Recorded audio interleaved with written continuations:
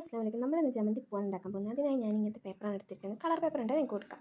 ഇതുപോലെ മടക്കാണ് ചെയ്യുന്നത്. 4 ഭാഗവും ഒരുപോലെ മടക്കി കട്ട് ചെയ്ത് ഇതുപോലെ ഫ്ലവറിൻ്റെ അതേ ഷേപ്പിലാക്കി എടുക്കുന്നുണ്ട്. എന്നിട്ട് നമ്മൾ ഇതുപോലെ ഒരു ഇതൾ മുറിച്ച് കളഞ്ഞിട്ട് അവിടെ ഒട്ടിച്ച് കൊടുക്കുന്നുണ്ട്. ഒരു പെൻസിലോ ഇർക്കിലോ യൂസ് ചെയ്ത് ഇങ്ങനെ വിടർന്ന് നിൽക്കുന്ന പോലെ ആക്കി കൊടുക്കുന്നുണ്ട്. എല്ലാ പൂക്കളും ഇതുപോലെ ചെയ്യാം. ഫ്ലവേഴ്സിനുള്ള കണ്ടുകളാണ് ഇത്, ഞാൻ ഉണ്ടാക്കിയെടുത്തതാണ്. നമുക്ക് വേണമെങ്കിൽ കളർ പേപ്പറും ചെയ്തെടുക്കാം കേട്ടോ. ഇനി ഓരോ പൂക്കളും ഇതിൽ ഒട്ടിച്ച് കൊടുക്കാം. അതുപോലെ തന്നെ ഫ്ലവറിൻ്റെ ഉള്ളിലുണ്ടാകുന്ന അതിൻ്റെ വിത്തിനെ നമ്മൾ ഉണ്ടാക്കിയെടുക്കുകയാണ്. അത് നമ്മൾ പേപ്പർ അല്ലെങ്കിൽ ടിഷ്യൂ യൂസ് ചെയ്തിട്ട് ഒന്ന് വെള്ളത്തിൽ കുതിർത്തിയിട്ടാണ് ഞാനത് ഉണ്ടാക്കിയിരിക്കുന്നത്. എന്നിട്ട് ഇതുപോലെ ഫ്ലവറിൻ്റെ നടുവിൽ പശ ഒട്ടിച്ച് അത് ജസ്റ്റ് ഒന്ന് കുറച്ച് ഒട്ടിച്ച് കൊടുക്കാം. എല്ലാ ഫ്ലവേഴ്സും നമ്മൾ അതുപോലെ ചെയ്തെടുത്തിട്ടുണ്ട് കേട്ടോ. നല്ല ഭംഗിയുണ്ട് കാണാനും. ഇനി നമുക്കിതിന് ലീഫ് വെച്ച് കൊടുക്കണം. അതിനായി ഞാൻ ഇതുപോലെ തന്നെ പേപ്പറിൽ കളർ ചെയ്തിട്ടാണ് ഇരിക്കുന്നത്. നിങ്ങൾക്ക് വേണമെങ്കിൽ കളർ പേപ്പർ യൂസ് ആക്കാം. ഇതുപോലെ 4 പ്രാവശ്യം മടക്കിയെടുക്കാം. എന്നിട്ട് ലീഫിൻ്റെ അതേ ഷേപ്പിൽ കട്ട് ചെയ്ത് കൊടുക്കുക കേട്ടോ.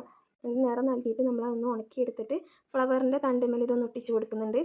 പെൻസിൽ യൂസ് ചെയ്തിട്ട് ലീഫിൻ്റെ അതേ ഷേപ്പിലൊന്ന് ആകാൻ വേണ്ടിയിട്ടൊന്ന് റൗണ്ട് ചെയ്ത് കൊടുക്കുന്നുണ്ട്. നമ്മളതിൽ ഒട്ടിച്ച് കൊടുക്കുക. നമ്മൾ ജമന്തി ഫ്ലവേഴ്സ് സെറ്റ് ആയിട്ടുണ്ട് കേട്ടോ. അപ്പോൾ ഇന്നൊക്കെ ഇത്രയുള്ളൂ. ബൈ, അസ്സലാമു അലൈക്കും.